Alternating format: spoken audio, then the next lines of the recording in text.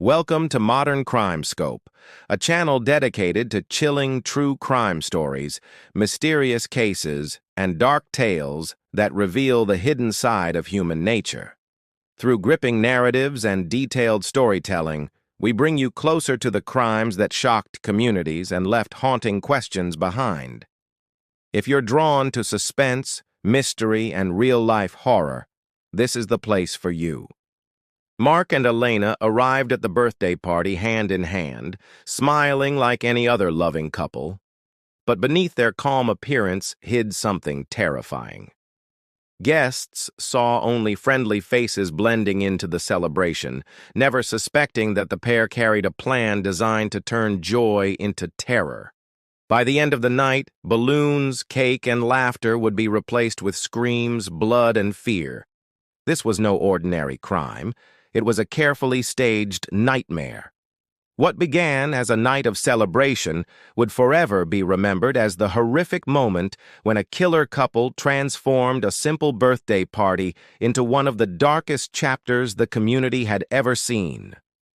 The house stood glowing with strings of fairy lights, balloons tied to the fence, and the faint sound of music floating into the warm night air.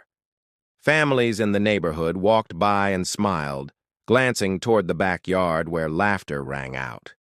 It was a birthday party meant to be remembered for its joy, a 20-second celebration filled with the promise of good food, cheerful company, and long-lasting memories. Inside, tables were stacked with plates of grilled meat, bowls of snacks, and a cake waiting to be cut. The crowd was lively, filled with close friends, distant relatives, and a few people who were less familiar, blending into the sea of faces. Nobody questioned who everyone was. In gatherings like these, guests often brought +1s or casual acquaintances, and nobody thought twice about it. Among the cheerful group stood a man and woman who, at first glance, seemed like every other couple at the party. They held hands, exchanged smiles, and complimented the host on the decorations. They raised glasses during toasts, clapped when the birthday boy opened gifts, and nodded along to stories being shared. Yet beneath their well-rehearsed politeness and friendly appearance, something far darker simmered. Their eyes did not linger on the food or the music, but on the people around them, assessing each movement, each possible escape route, and every detail of the house. They were not there to celebrate. They were there to turn joy into something no one in attendance could have imagined. The birthday boy's parents floated through the party, proud of the lively gathering and happy to see their son surrounded by friends. The air was filled with chatter and the clinking of glasses. Nobody noticed the couple slipping away for short moments, wandering into the house as if to use the restroom or fetch something to drink. While one distracted with casual conversation outside, the other examined doors, windows, and hallways, familiarizing themselves with the layout. They were careful, calculated, and disturbingly calm. By the time they returned to the crowd, their plan had already taken shape. The night unfolded naturally. More guests arrived, hugs were exchanged, and the music grew louder as the sun sank. A few neighbors leaned on fences, chatting casually, unaware that they were brushing so close to something sinister. The couple remained patient, blending perfectly into the background, waiting for the right moment. They laughed when others laughed, joined in the singing when the cake was brought out, and even snapped a photo or two as if they belonged. Their performance was flawless, a mask of warmth covering something monstrous. As sparklers lit up the backyard and cheers echoed through the night, the couple shared a glance that nobody else noticed. It was a silent confirmation, a look that said everything without words. Their time was approaching. While everyone else was celebrating life, they were preparing to bring death into the heart of a family gathering. The birthday party, meant to be remembered as a milestone of youth and joy, was unknowingly walking straight into the hands of destruction. The celebration rolled on as the evening stretched deeper into the night. Plates were stacked high with food, and drinks were passed around with endless cheer. The birthday cake had been cut, leaving smudges of icing on plates and napkins scattered across tables. Guests leaned back in chairs, laughing at inside jokes, while some gathered on the small dance floor created on the patio. Music thumped from speakers, filling the backyard with energy. To anyone watching from the outside, it was a picture of pure happiness, the kind of party that people would talk about fondly for years. But hidden in plain sight were two figures who were already thinking about how the night would end, and their thoughts had nothing to do with joy. The couple moved with the crowd seamlessly. They danced when others pulled them in, raised their glasses during every cheer, and offered to help the host with small tasks, earning nods of appreciation. Nobody suspected anything. They were strangers to some, acquaintances to others, and just friendly faces to most. In truth, their charm was their greatest weapon, a shield hiding the intent that had brought them here. Each smile they gave was calculated, each word rehearsed, and every step they took was part of a plan that had been carefully constructed long before the first guest had arrived. The man played his role with precision. He disappeared from the group in intervals, moving silently through the house under the excuse of fetching drinks or checking on something inside. What he was really doing was more sinister, testing doors, noting which windows were unlocked, and mapping every possible exit. He memorized where people were sitting, who was closest to which room, and which areas were most crowded. When he returned to the backyard, he carried a drink or a plate of food, his expression light and casual, blending back into the party without raising suspicion. Meanwhile, the woman worked her part of the plan. She was the distraction, striking up conversations with guests, laughing at stories, and even offering help in serving snacks. Her presence was warm and inviting, which kept people from noticing the brief absences of her partner. She kept attention fixed outward while ensuring that suspicion never turned inward. The bag they had carried with them, tucked neatly under a chair in the corner of the yard, contained items that had no place at a party. Hidden in plain sight, it sat there untouched, waiting for the moment when the cheerful music would no longer mask what was to come. As the hours ticked by, the crowd began to thin. Some guests left early, waving their goodbyes, while others settled in more comfortably, enjoying the late-night air. The couple exchanged subtle glances, watching the party slowly shift.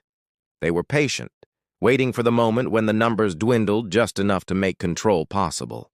Their calmness contrasted sharply with the noise around them. While others laughed without worry, the couple was calculating every second. By the time the clock neared midnight, the atmosphere had changed slightly. The laughter was softer, the conversations more relaxed, and the energy of the night was beginning to fade. This was the moment the couple had been waiting for. They had moved unnoticed among the crowd, studied every detail of the house, and gained the trust of nearly everyone around them. What began as a simple birthday celebration was now teetering on the edge of becoming something unrecognizable. The stage was set, the players were in position, and the couple's hidden plan was ready to unfold in the most horrifying way imaginable. The night had reached its quietest point when the chaos began. The clock struck past midnight, and with it came a shift that no one could have predicted. Only a handful of guests remained now, lounging in chairs or talking in small groups. The music had lowered, and the air had grown heavy with the scent of burned-out sparklers and leftover food. It was in this atmosphere of comfort and fatigue that disaster crept in. Without warning, the lights flickered and then went completely dark. For a brief moment, the sudden blackout was met with laughter and light-hearted teasing. People joked about the fuse box or the birthday boy forgetting to pay the bill. But within seconds, the laughter stopped, replaced by nervous whispers and the sound of feet shuffling in the dark. In the confusion, the man moved quickly.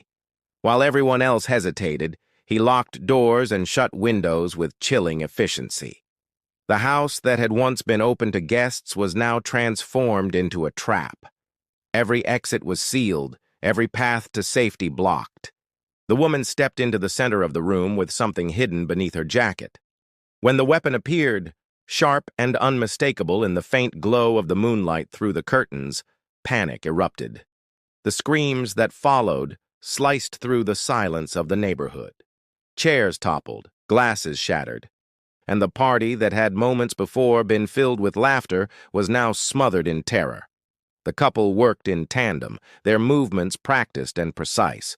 The man barked commands while the woman kept her weapon steady, forcing guests back into the living room where they had no choice but to huddle together. Fear rippled through the group as the realization sank in that this was no prank, no misunderstanding. They were trapped in a nightmare orchestrated by two people they barely knew. The birthday decorations still hung around them, balloons, banners, and streamers mocking the horror that had taken their place. In the darkness, the cries of confusion turned into sobs of fear. The guests whispered desperate prayers, their faces pale and trembling. Every sound, the clink of a glass falling to the floor, the rustle of clothing as someone shifted nervously, was magnified in the stillness. The killers thrived in this environment, savoring the terror they had created. What had been a night of celebration now felt like an execution waiting to happen. The most disturbing part of it all was the calmness of the couple. They didn't scream. They didn't rush. They moved with slow, deliberate confidence, as though this was a performance they had rehearsed countless times. Their eyes scanned the faces before them, studying each reaction, relishing the fear. The man smirked as he secured the final lock, while the woman tightened her grip, her composure unshaken despite the chaos.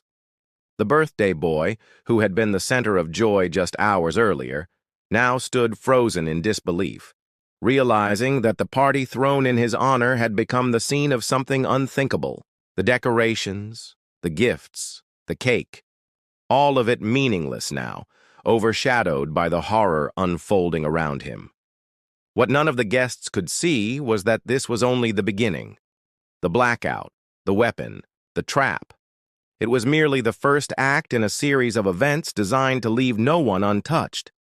The killer's motive revealed itself in the most unsettling way.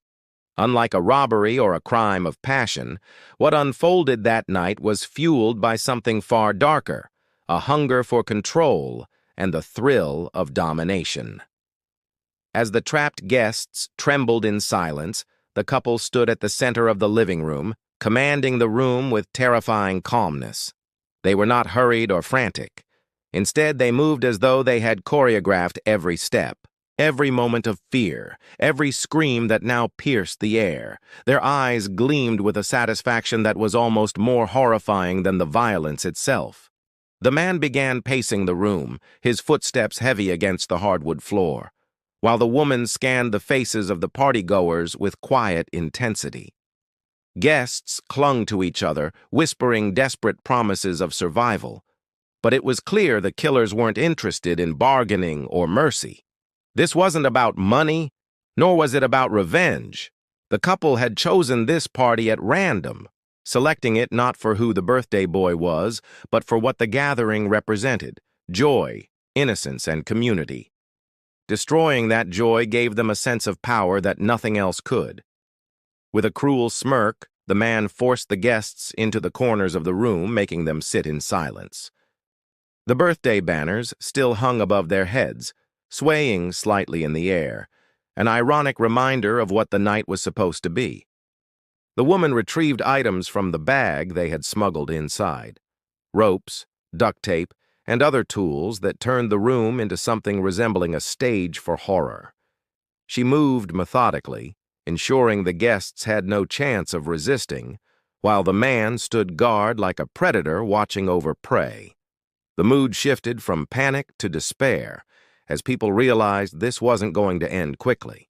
The couple treated the entire situation like a twisted game. They whispered instructions to one another, smiled occasionally, and carried out their violence with an eerie sense of detachment.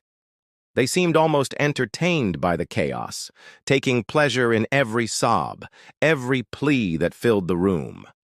Guests were forced to watch as their friends suffered, powerless to intervene. The killers thrived on this helplessness, feeding off the atmosphere of dread they had engineered so carefully. The most terrifying element was the deliberate pace at which everything unfolded. The couple never rushed. They wanted the fear to linger, to sink deep into the hearts of their captives. The longer the silence stretched between each horrifying act, the more unbearable it became. The sound of balloons popping in the background, innocent remnants of the party, echoed through the room like cruel reminders of what the gathering was supposed to be. For the survivors, those moments would never fade. They would forever remember the way the killers looked into their eyes as though trying to capture the exact moment innocence turned into terror. By choosing thrill over reason, the couple left scars not just on the people in the house, but on the entire community that would later struggle to make sense of how an ordinary birthday could become the stage for such brutality. By the time the first police sirens pierced the night, the damage inside the house had already been carved into history. A neighbor, unsettled by the sudden blackout and the blood-curdling screams that followed, had dialed emergency services. At first, they thought it might have been a domestic fight gone too far, but what officers discovered upon arrival was unlike anything they had prepared for. The backyard decorations still swayed in the breeze, balloons half deflated, the remains of the cake sitting abandoned on a table. From the outside, the house looked like any other place recovering from a lively party. Yet inside, the scene was one of devastation and horror. When the police pushed through the locked doors, they were met with an eerie silence. The killers had fled moments before, leaving behind a house drenched in chaos. Furniture was overturned, blood smeared across walls and floors, and terrified survivors huddled together, too shocked to move. Streamers hung limp from the ceiling, stained by the violence that had unfolded beneath them. The contrast between the decorations of celebration and the carnage was chilling, a visual reminder of how quickly joy had been transformed into terror. Officers guided the survivors out carefully, their hands trembling, faces pale, some unable to speak at all. The couple had vanished into the night, but their escape was short-lived. Within hours, their names and faces were circulating through police channels. Security cameras from nearby streets captured them, leaving the neighborhood on foot, their clothing still marked by the violence they had unleashed. The search widened rapidly, helicopters circling above while patrol cars swept the area. They were eventually tracked down, hiding in an abandoned shed just a few blocks from the scene, exhausted yet disturbingly calm when confronted. There was no frantic chase, no desperate attempt to fight back.